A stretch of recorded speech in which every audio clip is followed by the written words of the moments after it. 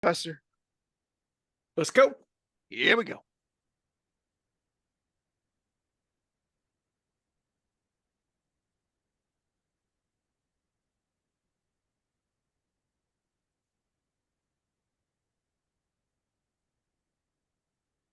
How you doing, everybody? This is Dennis Michelson, D. Mike. Welcome to the science of fantasy football. Why the science of fantasy football? Well, you get a meteorologist and a biologist together. We're going to use the scientific method, guaranteed to make you a better fantasy football player. Why can I give a guarantee in something like fantasy football? Well, it's a stat-driven game, folks, and using the scientific method just means you're letting the statistics guide you to an answer instead of cherry picking statistics to back up what your preconceived notion was. And joining me as does each and every week, he is the professor, after all, a real professor, not a fake one. It's John Bush. John, the season's getting so close. It's, I guess, Labor Day weekend, is it? Coming up? Yeah. Today's Absolutely. the 30th. It's Friday. Oh, yeah, I'm starting to look at week one, look and see what Vegas is going to tell us, reviewing the defense against position, reviewing my efficiency metrics. All that will start coming together. I guess we got to do a Wednesday show, Dennis, for Thursday, yeah. or yeah. So we have the Thursday and the Friday games, right?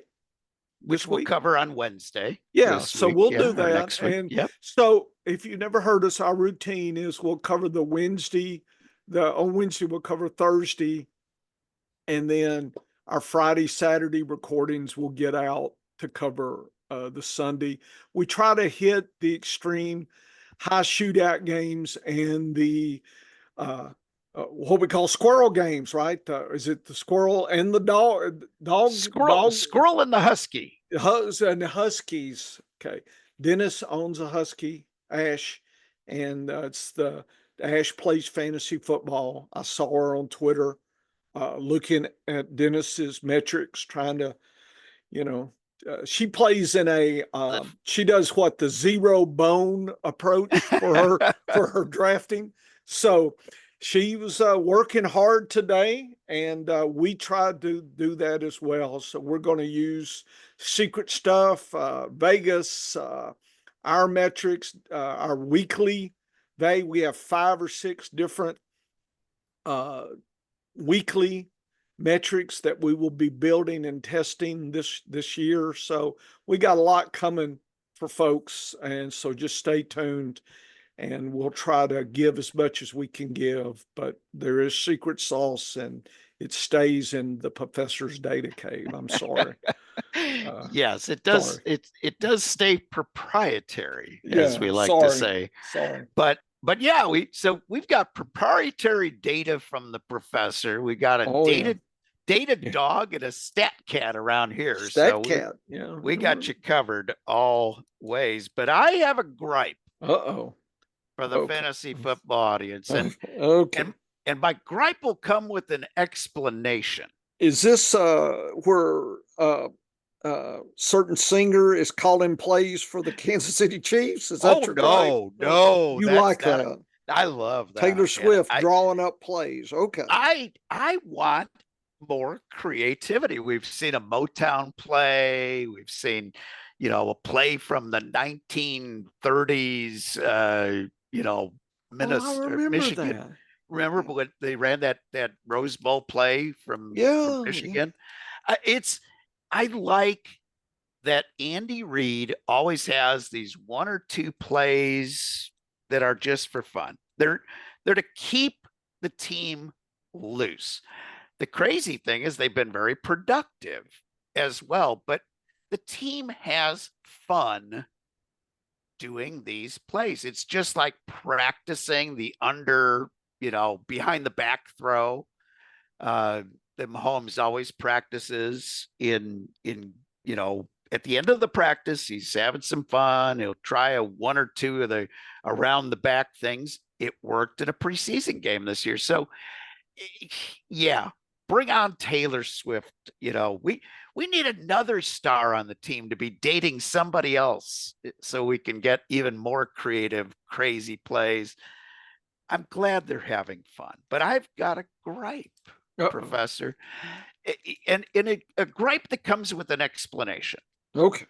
Okay, so you've been watching me do my forecasts of weekly values Yeah. for quite some time now. Right. And I do two updates during the preseason. So over the winter, I've got the base ratings. That's my first guess for the next year, is just what happened over the last 2 years. That is usually very reflective of what's going to happen for the year to come. Then I do my first forecast, usually around mid May, and that takes in all of the new data that I have, including draft picks, free agency. You got a little idea where the volume changes might happen. Then my second and final forecast for the season always happens in the middle of August. Why the middle of August? We start to understand a few things. We maybe have a few injuries that adjust things. I don't make any adjustments after that, Professor. What I see on fantasy football Twitter is driving me absolutely crazy.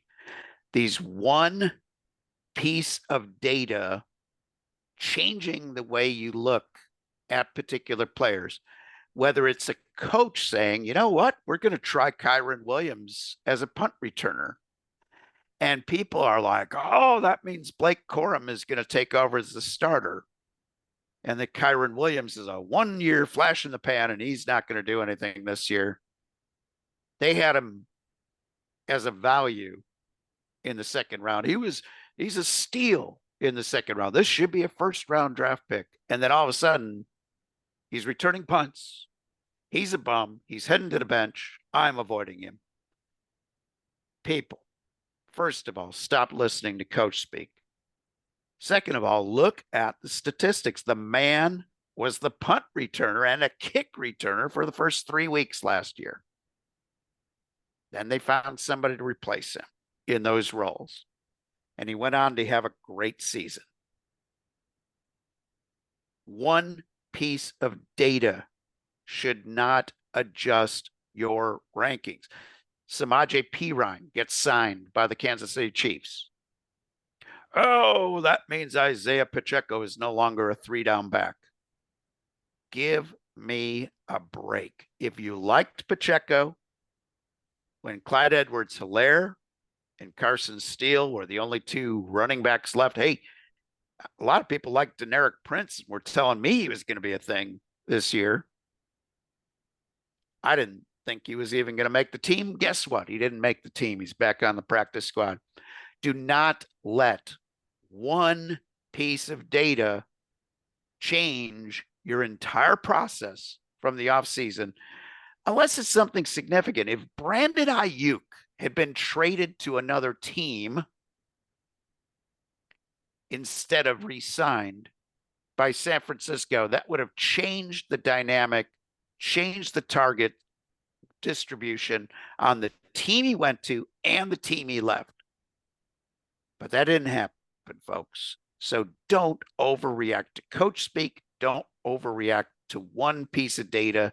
If you like a player with a bunch of bums behind him on the roster, don't overreact when somebody who is cut by a worse team ends up being signed for depth behind your guy that you like.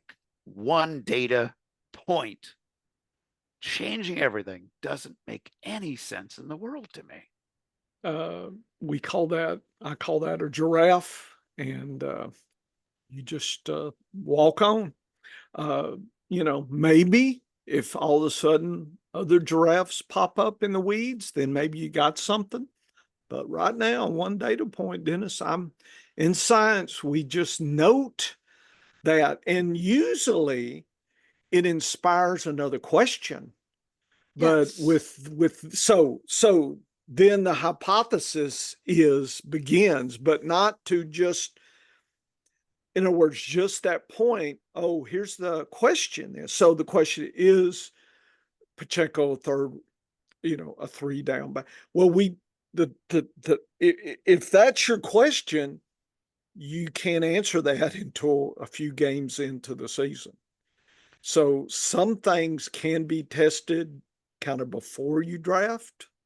Some you just gonna have to wait. And if that's what you're thinking, but I would hate to waste my draft capital on P Ryan if there were other potential better plays out there. That would be my concern, is you're jumping too quick for that one data piece. So last year, Isaiah Pacheco was not a three down back. You had Jet McKinnon on the roster most of the year. He finished with an MVP of 100. Only 13 and a half players do that each and every year. So he was no worse than RB 13 and a half last year. And now you're panicking because a guy who was cut by the Denver Broncos, not the Denver Broncos. Yeah, the Denver Broncos. Guy who was cut by the Denver Broncos, who were a losing record team last year, is all of a sudden cut, and you are worried that he's going to somehow cut into Pacheco's volume that he had last year. Now, if you're saying, well, I don't think he'll be a three down back, who cares? He was one of the top 13 and a half in the league last year in weekly value. And that was with an offense that really was pretty bad. The Chiefs' offense was not the Chiefs' offense until the playoffs. So now you look at his playoff production, and he was top 5, top 6 material if you equate those games out to a whole year. And granted, that is dangerous, but he is playing against the best of the best, and he will occasionally get an easy matchup in the regular season. So I don't look for him to be any worse than he was last year. I look for him to be 10% better. I didn't expect this guy to get 300 touches this year anyway. So I'm perfectly fine with Samaje Perine being signed. That's more of a sign that Clyde Edwards-Helaire isn't ready to go as the backup. That's the way I read it. Yep. But, and this whole thing with Kyren Williams, what did I say early in the season with Kyren Williams? What we saw last year, you've got to take it back a little bit, because we've seen these guys have these spike 1 year seasons with nothing to back it up in the past. I dropped his production by 15% this year. And then I dropped it by another 5% when it looked like what Blake Corum was at it. He's still a value. The only problem that I don't have more of him on my roster is I was drafting a tight end where he was going. So it was a roster build decision. It wasn't a decision about the player. And is he a little overpriced? Maybe. But I'd still put him on my team without any problem. And in fact, we have a couple of redraft teams where he fell to the early third round and we gobbled him up. So that's the way you've got to look at the strategies in fantasy football, but don't change your mind on a player because of one thing the coach said. I remember a couple of years ago, Jamar Chase was having troubles dropping the football because there was not a stripe on it like there is in the college game. And he was having a hard time picking it up. And then Jamar Chase went out and had one of the best rookie seasons of all time. If you had acted and reacted to that one comment and about 5 drops in one practice early on, I don't think the guy dropped the ball 5 times the entire season. Yeah. So players adjust, and you make moves based on a preseason game. Oh, he's not checking the ball down. He's only throwing deep. He's only throwing deep. He's only throwing deep. It's a practice game. They're practicing what he's weak at doing. So sometimes you won't see the real game plan in the preseason because they don't want to give anybody film to defense them in the regular season. So it's just, I just don't understand. It's like we have a bunch of people reacting on fantasy football Twitter that have never played fantasy football until this year. And I know that's not the case because every season they make the same mistake, overreacting to a single point of data. And are they occasionally right when they overreact? Yes. But maybe that was a sign that they were wrong about the player in the beginning. Nice, Dennis. Nice. I couldn't say it better myself. I agree. The only thing I would think, if you want P Ryan, I'd take him one of the last picks in a 20 draft. If you know my FFPC round 18, I'm looking around, he's still there. Okay, maybe I'll roll the dice. In other words, at that point, 17, 18, these are people you're probably going to be dropping for injuries and bye weeks anyway. You just pick them up, just you never know. He would be, you never know. But anything earlier than maybe the 16th, 15th, boy, there's some other upside rookie RBs and stuff that I'm wanting to investigate and hoard on my teams, and probably wouldn't be taking him, Dennis. I'm, you're better than zero. I'm really all in this year, so I'm hoping that it works, folks. Check that out, Science Fantasy Football. I'm really giving that the professor's beta test. I guess I got tired of seeing Dennis's victories, and I'm like, I'm sitting over here like I'm winning, making money, but I'm greedy, Dennis. I want to make more. So if I can take my process and shine it up with your better than zero, why not? I don't care whether I'll steal your data, I'll steal your mind. I mean, and I'm sure I've helped you as well. So Oh, that's yeah. just that synergy. But don't be afraid. Well, damn it, this is who I am, and I'm not changing for anything. Well, you probably should be listening to us, because we're going to be, what we're saying now may not be what we're saying next year. We're doing a beta test this year. Who knows of our 5 or 6 metrics what it's going to tell us. I look forward to lots of interesting test results, Dennis. I'm ready. I know people are already.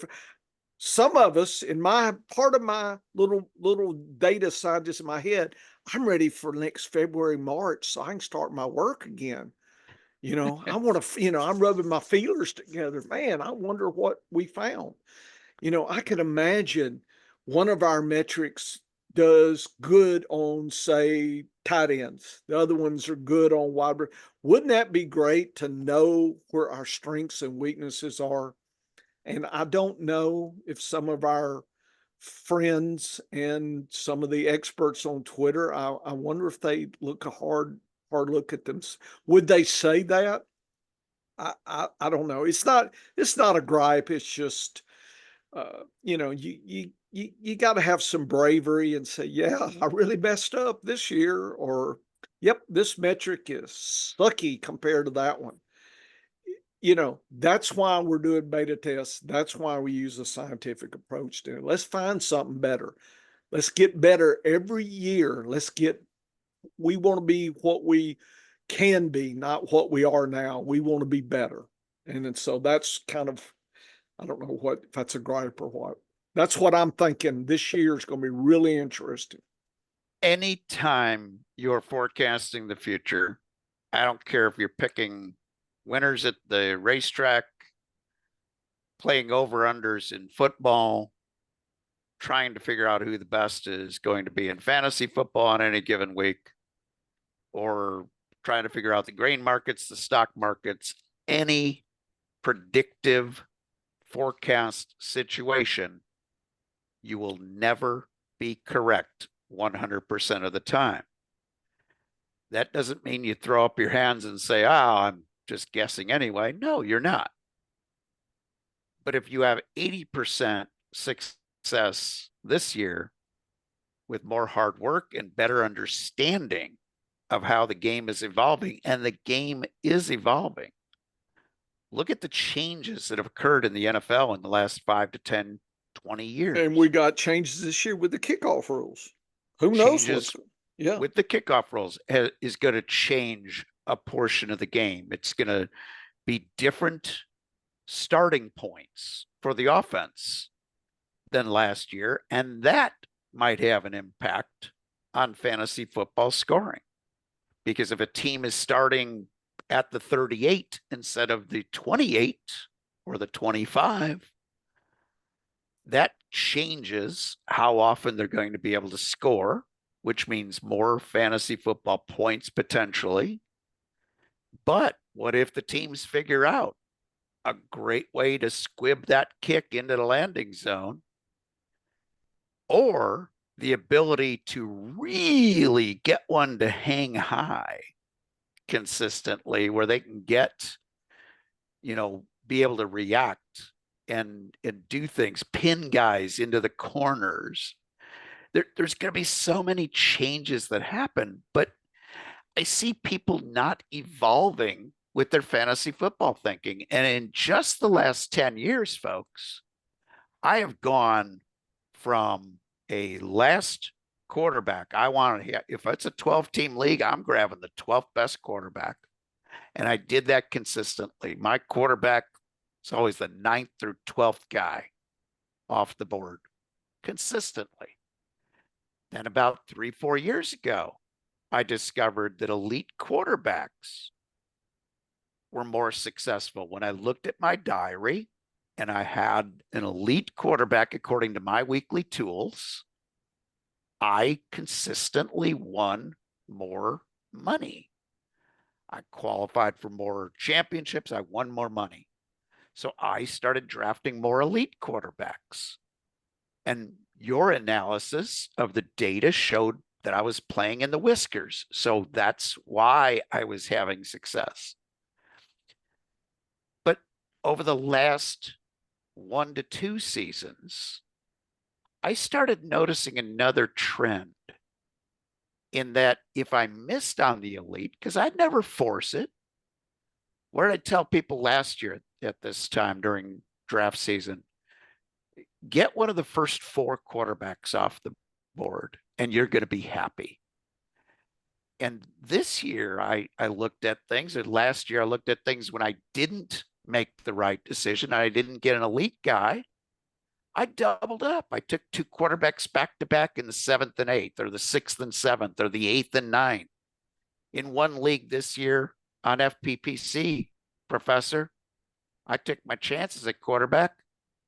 I was drafting from the number 1 position, and I went ahead and got quarterbacks in the 9th and 10th round.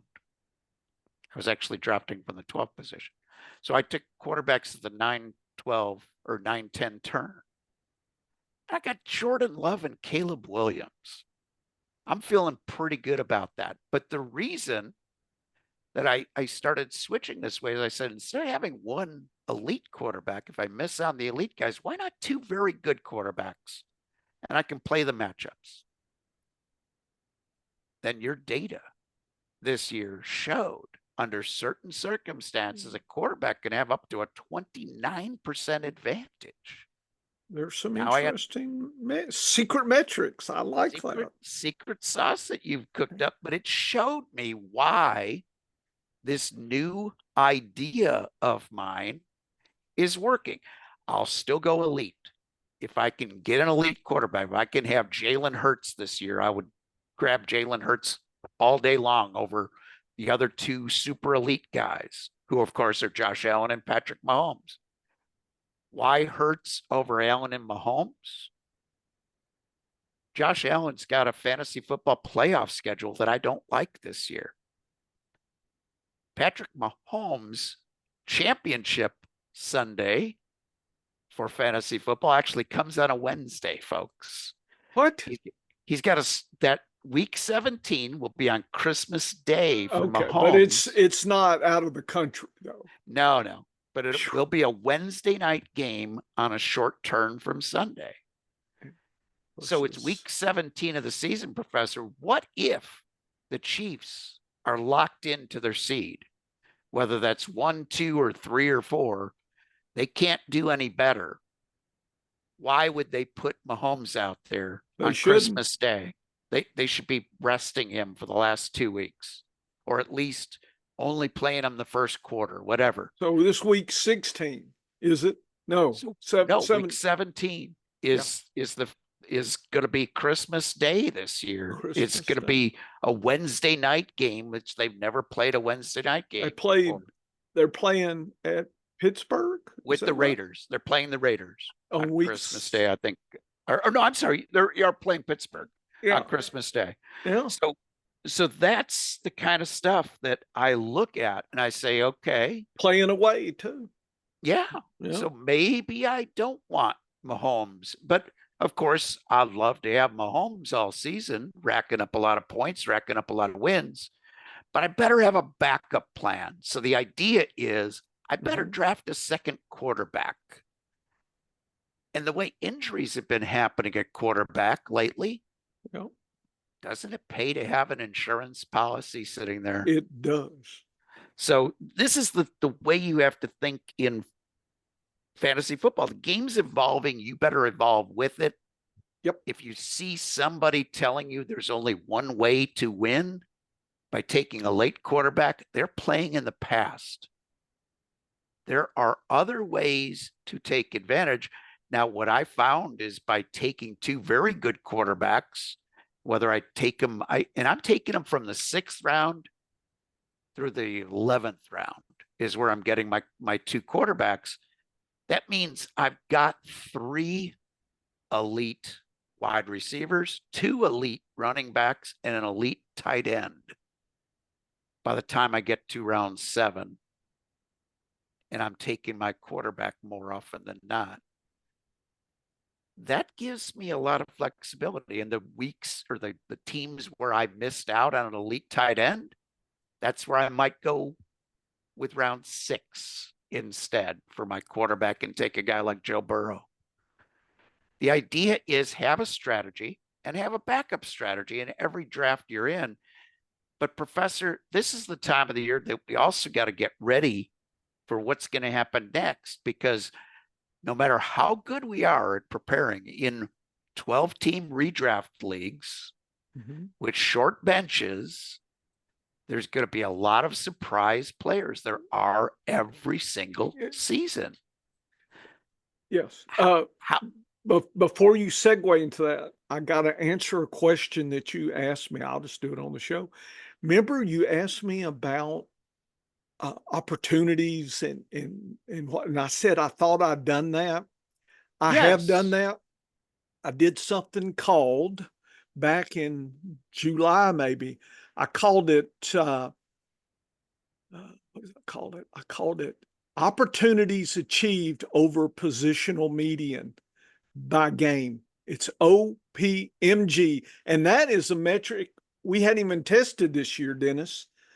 So if people wanted, it may be too late to use it this year, but I told you I'd already done that. Dennis, I got 1, 2, 3, 4, 5, 6, 7 videos that I put out on touch metrics using, instead of fantasy points over median, this is opportunities. And I got a whole bunch of data.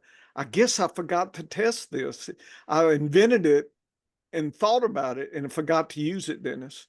So I'm gonna have to put that in. I'm gonna have to go back and dig that up just for curiosity. So kind of look and see what I want to test this based on what I said in July, just to kind of get a feel. So folks, it's called touch metric figures and videos. So Dennis, you asked me about that and I told you I thought I'd done it. I have done it, and I got but I call it the OPMG, opportunities, positional median by game. You know, we And have to have funny. So anyway, I know you're segueing into your opportunity thing, but I actually quantified it, Dennis, as a weekly stat. And I've got different teams. I guess did I do it by player? Yeah, I did it by player. I did it by team level and I in position, and I did it by player.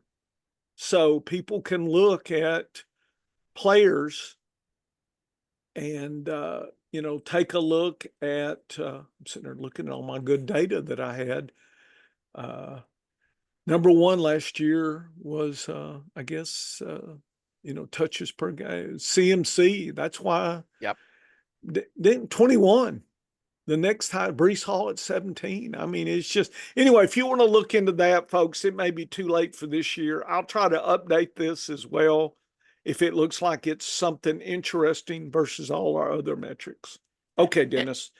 And that's actually a very important stat to chase, because what ends up happening a lot as injuries hit you, if you follow the better than zero strategy, quite Yes. often you've grabbed both sides of a questionable running back room. So instead of taking a gamble and saying, who's going to emerge with the Los Angeles Chargers this year, it could be either Gus Edwards, could be J.K. Dobbins, or it could be Kamani Vidal. And Dennis, we're segued into opportunity is the Yeah. key to sleepers in fantasy football. This article Dennis put up his stream of consciousness thinking, and there's my AI picture there, Dennis. See I the did like guy's that. asleep, and that's a sleeper. So anyway, it's goofy. Everybody's doing AI pictures, and I thought I would. So when you put in opportunity is the key sleeper, I put in that whole phrase. This is one of the pictures that came out. So I love it. I yeah. love it. So But let's see. So Dennis, how do you want to do this? Do you want to hit your points, or do you want me to ask you some questions, or both? well, let me set up what the premise here Okay. is, Okay. and how to use this data, because this is doesn't mean you rush out and you add these guys to your team and take somebody you drafted off. Mhm. The way I like to look at every depth chart on every team is that these are guys, if you made the 53-man roster, you got a shot at being significant in fantasy football this year. The average team over the last 5 years has had 3.2 different running backs with 10 or more opportunities. That's carries plus receptions, or actually carries plus targets in a game during the season. So if you made the roster, you've got a chance to have some significance when the injuries start piling up. So what I did here, professors, I looked at every single team and I looked at where there was some uncertainty over who was winning out. And a lot of times I kind of mentioned the player that I thought had the edge. And it doesn't mean to draft that player or to start them week one in fantasy football. What it means is make a mental note. If all of a sudden with the Arizona Cardinals, something were to happen to Marvin Harrison Jr. and he got hurt, you want to know who's going to take over as the leader in targets. And it's not been decided yet. So that's how I use this information.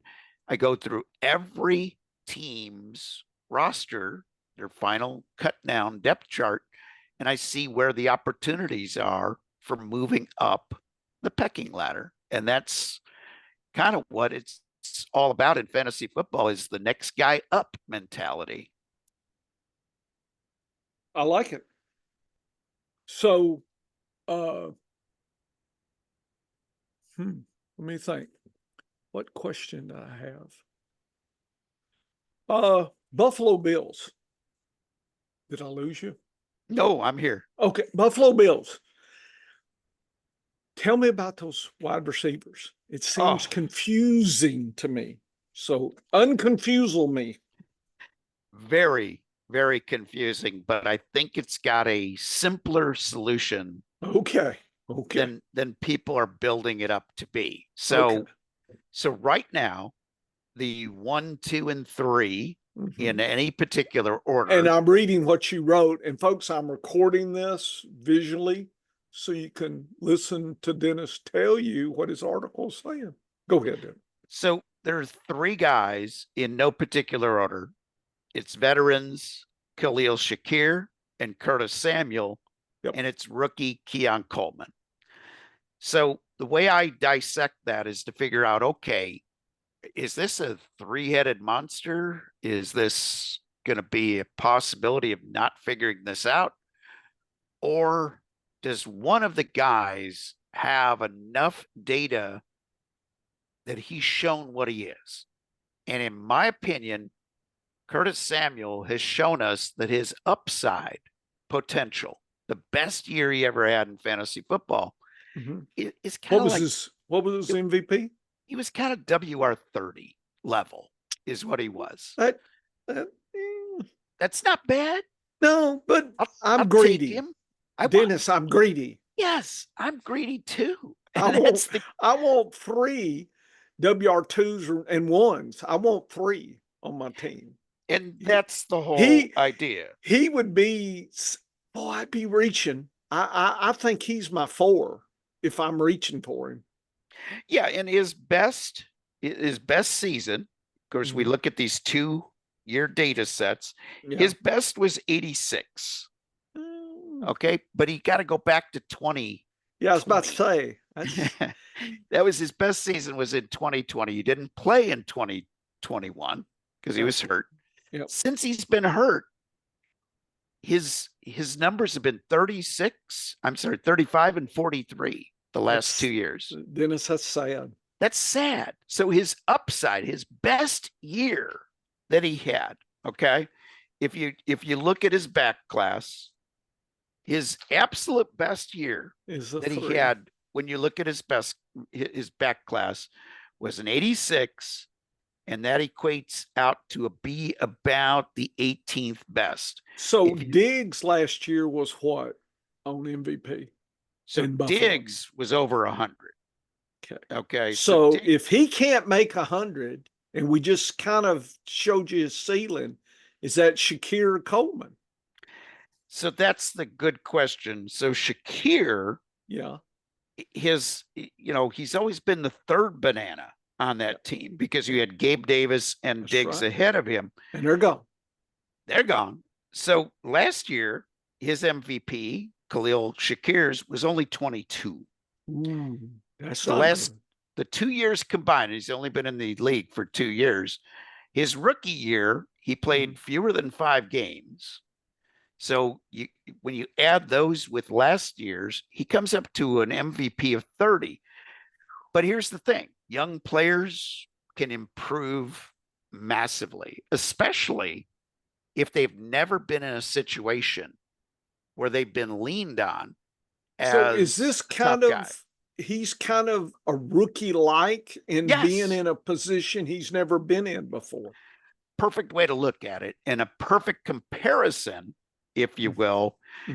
And I'm not saying he is going to be the next guy to hit this breakout. Yeah. But if you look at Nico Collins, Nico Collins, his rookie year, minus 31. That's pathetic. That's a guy that's hurting your team more than he's helping you. Yes. His second year, 36. Sound familiar? Yep, it does. Last season, with a change at quarterback, with a change of target share, he was now the number 1 guy on the team, and a change of coaching, a change of quarterback, change of everything. He went from a 36 to a 116. How often does that happen? That's where we need a big database there with your MVP. With my MVP? Yeah. Do you see that a lot, or is that such an you see that's what worries me about him, is how rare is that? So I guess the potential is there. potential is there, but 90% of players, once they have had 3 full seasons in the league, we hadn't had that yet. okay, we hadn't had that with him, but 3 full seasons in the league, 90% are within plus or minus 10 from one 2 year but we pattern don't to the know next. what that is yet. This is a pivotal year. So in dynasty, if he's, you should have already bought him, because if he goes out early and shows us the Nico College year, you can't touch him. No, no. Yeah. And last year, Nico Collins, during the off season prior to last season, right, he was a guy asked for in trades all the time. Yeah. Throw in Nico Collins. Yeah. And that throw in became a top 10, top 12 weekly value guy. Now, did I think he was going to be that great? No. But when I look at his draft capital, he was a second round pick. I look at what he was coming out of high school. He was a 5-star athlete. Right. Okay. Now, Khalil Shakir was not. He was a 4-star coming out of high school, real good. What round was he drafted in the NFL draft? Do you remember? I have to look that one up. That's because okay. I don't remember everything off the top of my head. You don't? Well, Dennis, it's I amazing. need a new partner then if you don't know everything I ask. Come on. I should know this stuff, but I don't. If he was a Chiefs guy, you'd know it. Come on now. I would know that. I You would definitely know that. Yeah. But he was actually, what was he? Dennis can't stand for me I to cannot ask questions. stand not knowing. That's is called, not down here in the acceptable to South, we me. call chum in the water, and you know you're going to get them gators out off the bank and going to come chew at you. So he was in the 5th round Okay. of the 2022 draft. So he was a lower So draft capital. it's a rare situation anyway. Correct. Yeah. So does that then lead us to the rookie? I mean, is that what we're thinking at this point? That's the way I'm leaning. And if you look at Keon Coleman, first of all, he's drafted in the 1st round, so the team thinks he's pretty darn good. Yep. Okay. Number 2 with him is he's got a negative by his name when it comes to the analysts out there, because they tell me he's very lousy in separating. Very good on contested catches, very lousy at separating. But you know what? Some folks didn't think much of Stephon Diggs as a rookie, and he surprised us. So there's all kinds of guys that come out of nowhere, to be great stars. Right now, I would give the edge to Keon Coleman. I'd put him in about a 55 to about 40 for Shakir, and then 5% for Curtis Samuel or somebody else as far as leading in targets among the wide receivers this year. But that's how I break down the opportunity. And I know a lot of folks will look at it and they'll say, oh, look at all these vacated targets. They got to go somewhere. Yes, but they could go to Dalton Kincaid and James Cook. You don't know if they're going to go to the wide receivers. The distribution between wide receivers, tight ends, and running backs could be very different this year, depending on how talented these guys are. Just to let you know, my data, when I look at opportunities, teams are different, Dennis. It's not a one size fits all. Yes. And you don't know what this year's Buffalo is going to be on distribution, right? Some teams run a lot, some teams pass a lot, some teams hit their tight ends hard, others don't. And I've got some of that data that you can find if you're curious, and I'd have to look, I'm not going to do it now, but I have been taking Coleman in best ball about where he was falling, and I don't remember, but in redraft, I don't know who I took him a few times out of my 40 something, but I'm not sure. I think I've got him more in best ball earlier in the season. I don't think people were focused on him, back in, June and July. So I think I'll collect more in best ball if he, rockets up then. I did take Shakir, but probably not. And if he goes to 116, I didn't take enough of him, right? No. Yeah. And here's the other situation with Buffalo that's going on. So James Cook is the undisputed lead running back. Okay. He's Yeah. coming into the season as the starting running back. Yeah. His MVP index last year was only 71. Dennis, that I hadn't been taking. I took some, but not a lot of him. No, I've been taking more Ray Davis all day long, yeah. deeper in the draft. I Yeah. mean, I've been taking him probably 20 of my teams. I've got Ray Davis on them. And Ray Davis is a speculative Yeah, sure, for later in the season. that's So what I'm there's thinking. there's two ways that this could end up happening. James Cook get hurt, miss a game or two. Yep. Davis could come in and do. Here's the thing: they're very similar players, except that Ray Davis has got a little more power, a little more punch. Maybe red zone kind of guy. That'd be So nice. that'd be nice. But here's the thing: if he gets an opportunity and he's better than James Cook, maybe James Cook gets Wally pipped. You Wally Pitt. Okay. young kids have to Google that I one. was about to say, I don't know what that is. I'm But young, but that's not that young. that's that's Wally Pipp was the guy who was playing before Lou Gehrig was playing first base Uh, for the New York Yankees. Wally Pipp got hurt, got sick actually, and missed a couple of games and never got his starting job is back that like because how Brady got his start? exactly. Was So it this is the Bledsoe whole or somebody got hurt? correct. This is the whole thing about opportunities. Yep. Somebody gets hurt, somebody gets an opportunity, they do better, the starter never gets his job back. Okay. Chicago Bears running backs. We know Swift is there.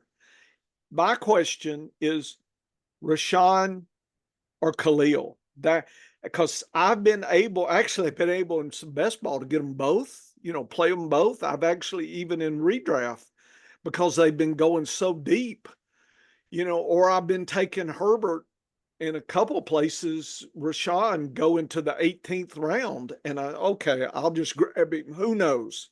Is there some clarity there as the number two guy, or is it going to be week to week? I don't think there's any clarity, and I also expect to see DeAndre Swift get enough volume That that we're not those going to other worry two about will those other two. those other two will just be they won't be worth True injury playing. handcuffs is what I'm True hearing. injury, true injury handcuffs. And here's the way I see this going. And again, I could be totally wrong, but Swift's back class last year was a horrible year for Swift, but he wasn't getting the volume consistently. The games where he got the volume, Uh-huh. he I was an thought he did MVP. well. He was an MVP over 100 kind of guy. Oh, that's who I want this year every But week. So but I'm the gonna call him up and say that. Is that okay? but but Will you go with me on that? I will. You'll I add your will. strength to that request. I definitely will because on the weeks that he wasn't, because the Eagles were, hey, I want to share this backfield no matter what. Yeah. His MVP for the whole season came out to be a 60. That's awful. But the 2 years prior, he was 100 and 117. See, to me, when I think back class, that is back class. I mean, Oh, this yeah. guy has showed that he can handle and give us what we need each week. And those weeks or those years were even in a 60-40 split. So if he gets the 60-40 split, I've got him forecast to have a very healthy MVP index back up into the 90s. Nice. And what I anticipate happening if he misses a game, I Mhm. expect Herbert and Roshan Johnson to split that volume, unless one of them is traded here prior to Gotcha. I doubt week it. one, which is a possibility. Okay. Okay. But Eh, but here's the added wrinkle Okay. with the Bears. they've got another hybrid guy Uh-oh. I who don't. could screw things up for those backups. Velas Jones got 11 carries. He's a wide receiver, but he lined up as a running back. He got 11 He's the Debo carries. Samuel of He's the Chicago Bears. Is that what I'm Well, hearing? it wasn't even so much the Debo Samuel. He was the backup running back that Oh game my, in the oh my. preseason. He got 11 carries on 2 drives, Professor. Uh, Had over 110 yards against my Sounds Chiefs. like there where he passed the interview test there. So he made the team. So I So should be looking at that on my waiver wire speed dial. I would keep Velas Jones's name out there. In if they trade Khalil Herbert or Roshan Johnson, or if Swift gets hurt, it might be time to dial up that Okay. long shot game of Velas Jones because I think he's going to get some carries, but I have no idea because the Bears also have 3 really good wide receivers. Yeah, and I So just wanted to hit you like Rome. I think Rome's got a chance to emerge as a special player. Mm-hmm. Um, yes, DJ Moore was great last year. There's no question about it. With better quarterback play, with Fields, and I say better quarterback play because Fields was a great quarterback for fantasy football stats. Yeah. With better production, he was a 94 on the MVP index. That was the year before he was a 47, but he had Mm. backclass to an 88. Mm. Shows you how bad Carolina's quarterback play was in 2022. Boy, it was bad. Bad, bad. But 94, I think he's a good 85 to 95 guy in DJ Moore. But I think Rome Odunze could be a Jamar Chase, a Justin Jefferson type of player Nice. where he just takes over eventually. Probably won't be week 1, No. but by week 6 or 7, I think he could be the target king with the Bears. The other possible solution is No. if Keenan Allen stays healthy. He's got a little foot issue with his spikes, new spikes in practice, and they hurt his foot. Nothing major, but he's missing some time. He won't miss week 1, I don't think.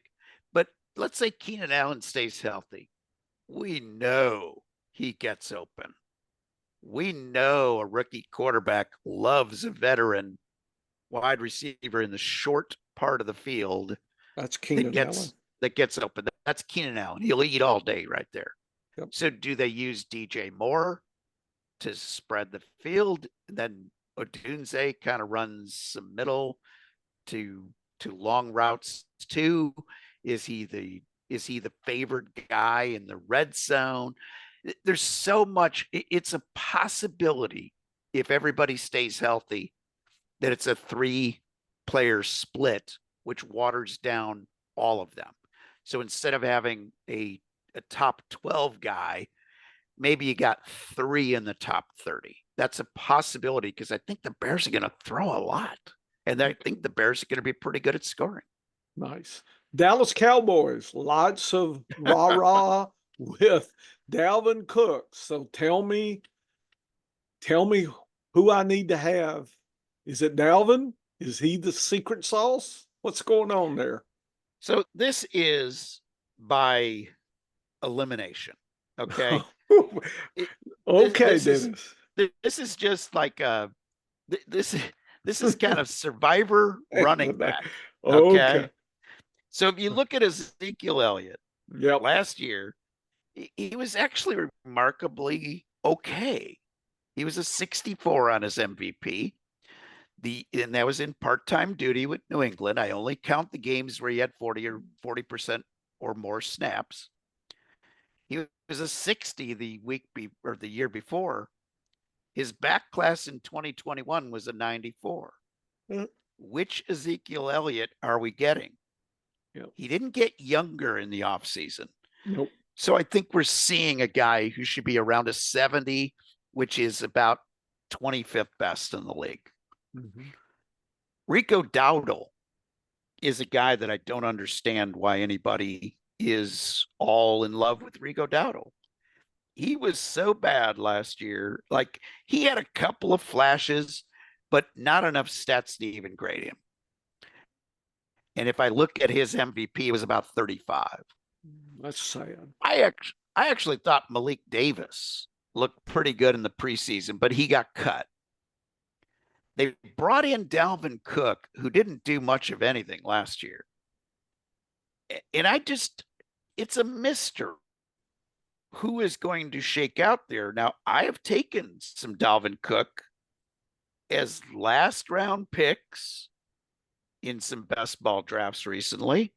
I've added some Dalvin Cook. I added him 2 weeks ago in some deep dynasty roster leagues where I had an opening because he's got the back class to have actually been something. He had an injury that made him very ineffective last year.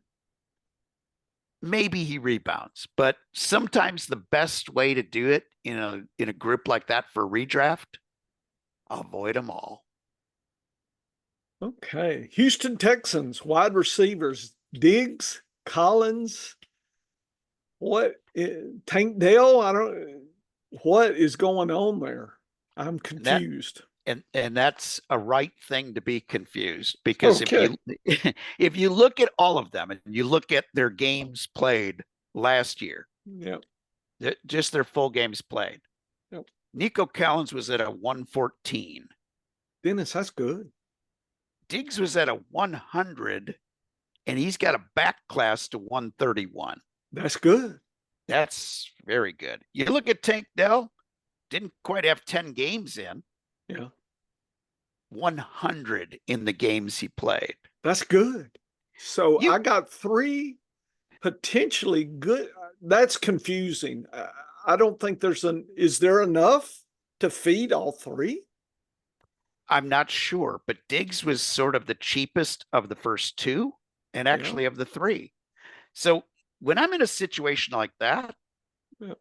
and I got a guy with back class of being a dominant target guy, Yeah. I'm taking the cheaper of the three. Now, I also have some teams where I took Collins and Dell Mm-hmm. or Diggs and Dell.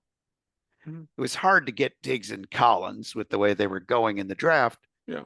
But taking two of the three in best ball Yeah. is a strategy that I loved this year because Sure. I think the Houston Texans are going to score a lot, but I don't think they will have a true alpha wide receiver. So I think what you'll end up seeing instead of one of these guys being elite and being like 125 in MVP index, an MVP for folks that are new to us, it's just a way of grading players on consistent upside. 100 is great, 125 is elite.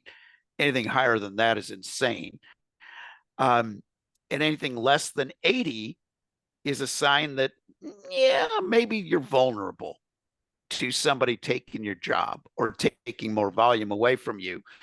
An 80 would be about And top 30. Schultz is there. And Oh, I've yeah. had Yeah. a few, not as my one, but I've taken him as a two in best balls, just hoping for a spike week or two, but never a one. I would never take because they added, if they didn't add Diggs, I might have taken Schultz as a deep late one. That to me confuses the issue in the red zone even more. I'm more confused if I think of the red zone with those four guys. Yeah, his MVP the last 2 years was 27 and 29, which for tight So ends, no, that's that's not top, good. it's top 12, Yeah, but but it's a that's what I said. huge. That's why he's more of a two. Okay, okay, Yeah, your best tight ends are 85 to 95. So you're giving away a lot. But Schultz, here's the weird thing. yeah, He could have a bounce back season to when he was a 60. yeah, Okay. And 60 is top six at yeah. tight end. Now, Okay, it's still a huge amount of points different from the elite yeah, guys, the elite three or four, yeah, but it's still not horrible. And here's why he could have the bounce back. You got three great wide receivers and you got a great running back in Mixon, there's going to be opportunities because you're not the guy that they're worried about guarding. Yeah.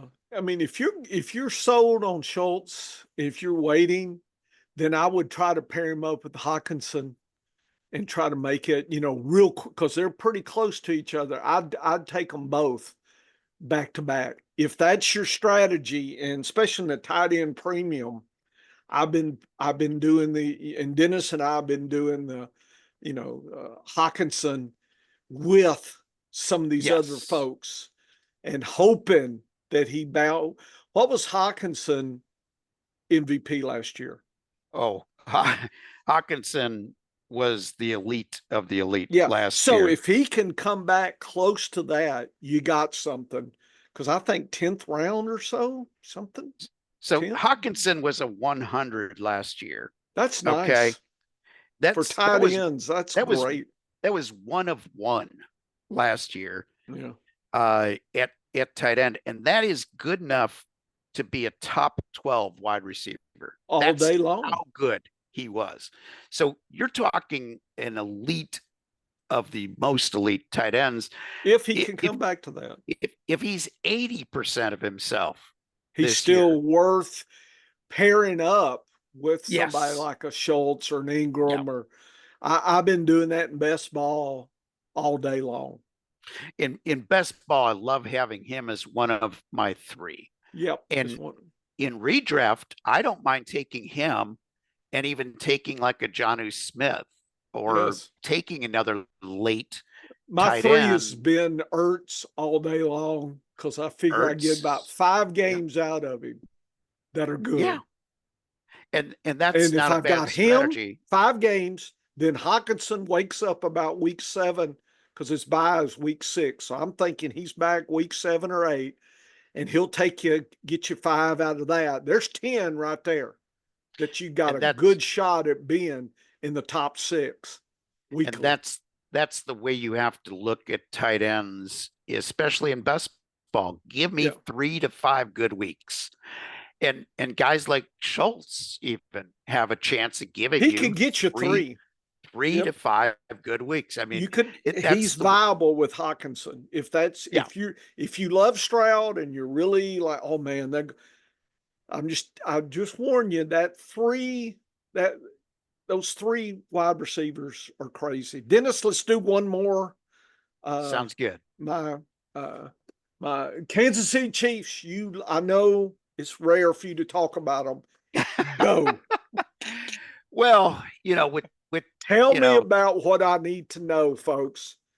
well, here's the tough part is, Taylor Swift really likes Yeah. Isaiah Pacheco. They were getting Yeah. along great last Yeah. year after the Yeah. Super Bowl. That's So good. she might have some great plays Yeah. aimed at She's Pacheco. scripting up the shake it off play and Now, here's the thing. Isaiah Pacheco last year was yeah, a 100 in MVP, that's nice. and he wasn't even getting the volume. And that offense last year, they were sleepwalking at times compared to what they might be doing this year. They they got better, which is scary for the rest of the NFL. The interesting thing is, first of all, Pacheco's a beast who is not likely to get hurt as much as some of these other guys might miss a game or two. Pacheco's probably not missing time. He does run angry, so he takes a few more heavy licks. Concussion protocol is always a question that I would have for a guy who runs, angry like he does. But he's a beast. He is a monster. He's going to be there more weeks than not, unless something happens to a knee, and that you can't predict. But the question mark is who is his true backup? The interesting thing last year, or this preseason, I should say, because last year they didn't really have a true backup. It was whoever was available on any given week, whether it was Clyde Edwards-Helaire. They tried to force Deneric Prince into that role, Jet McKinnon when he was healthy. The answer was nobody was good when Pacheco wasn't in there. So this year they did something very interesting. They signed a kid that was actually a fullback. because they wanted to add a fullback back to this lineup, but he is not your typical fullback. He had 17 carries on average last year in college, and he was getting 3 or 4 receptions most weeks. Carson Steele. And he made the team. He hustled on special team coverage teams and made the team. He's a very valuable piece of Andy Reid's puzzle that he likes to put together. He ran him with the first stringers in 2 preseason games, not just one, but 2 preseason games. When Mahomes was on the field, Carson Steele was the lead running back, not a fullback. So I think it is very possible that they lean on Carson Steele at times. And I think there will be some red zone packages for Carson Steele because he's a unique player.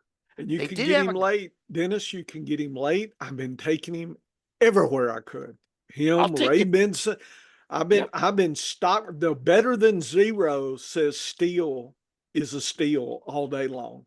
Yeah. And I think that's the right guy to have. Deneric Prince was the guy that everybody's I don't touting. I think did. P Ryan's the answer. No.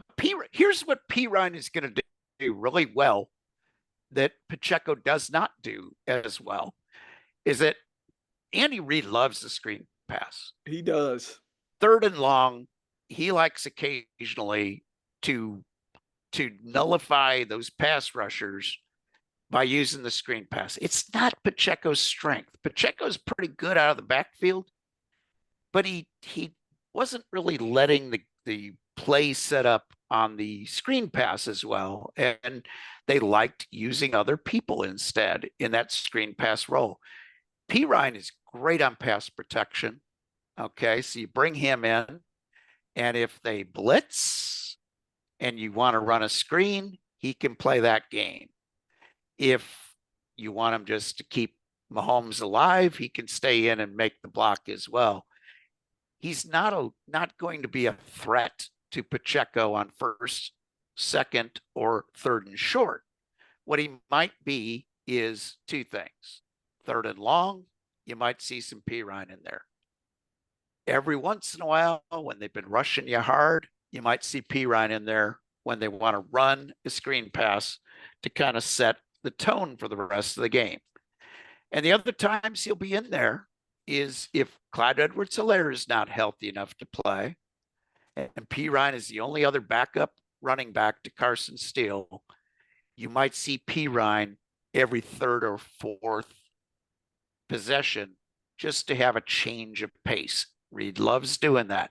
You're not going to see 300 touches with Isaiah Pacheco because they don't care about the regular season as much as they care about the playoffs. They're going to keep Pacheco fresh.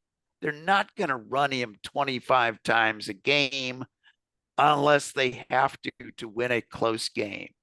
But as soon as it's time to save the lead, they got a 14, 17-point lead, and it's time to sock it away, look for P. Ryan or Steele to be getting the ball in Pacheco to take the rest of the game off. But by then you got your 15 points from Pacheco and you're okay with that. Yep. One last thing. Hollywood Brown, I think, is missing week 1. Is Juju anything versus Rice, whose trial may be next year? Xavier Worthy, is he worthy of something? I would like Rice and Worthy. I was never on Hollywood Brown when he was healthy. Hollywood Okay. Brown is going to be a valuable piece of the puzzle come playoff time, if nothing else, for the Chiefs because he can really, really spread that field out. He can go deep better than anybody else on that roster, although Xavier Worthy's pretty doggone fast as well. But imagine the Chiefs in the playoffs attacking with a 3 wide receiver set, and you can send Worthy and you can send Hollywood Brown deep. What about And you Juju? got Is he a piece in there? he's probably your 4th wide receiver. That Okay. he has the confidence of the Chiefs to be that WR4. And that's what he is. So he's a better, smarter piece for real football. He'll probably get 20 to 25 snaps max a week. That's not going to be enough to have a significant regular redraft value. Best ball, if you want to take a shot at him with the 20th and final pick in a best ball slim on FPPC, Yep. yeah, he'll probably make a couple of big plays for you. But I look at him as being like McCole Hardman on that team. They're good parts and pieces that will have a role for a few plays a game. Consistency will not be a thing. And I want guys who are going to be more consistent. That's Xavier Worthy and that's Rashee Rice. Gotcha. Folks, you should check the rest of the article. If you PayPal Dennis some money, he'll probably talk you through the rest of your questions there. But anyways, the article lays it all out. It was a great article. I really enjoyed reading it. The editor, a good thing editor uses Grammarly. Dennis, you got to use commas and dangle your participles only at the right time. You get in trouble down here south if you dangle your participles. Some of you Yankees coming down here dangling participles and not putting your commas in the right place, you can get in trouble. So just be aware of that. Yeah. Yep. Great article. Loved it, Dennis. Once again, you knocked it out of the park. So proud to have you going into this season. We got lots of tests running, and we're going to be so much better next year and the year after. And I'm looking forward to the expo already. We had such a great time meeting some great people, and we're all in for this fantasy football until we're not here anymore, and then I guess we won't care. This is a labor of love for both of us. We enjoy delving into the statistics. We both make each other better at what we do. And it's always a joy working with you here in the data cave. Yep. Professor John Bush. So head on over to the scienceoffantasyfootball.com. Check out the professor's lesson plans, folks. There is so much that you can learn from the professor. I know I'm going to be going over there to check out the opportunities. Positional medium per game. I've already done that. I forgot to even test that this year.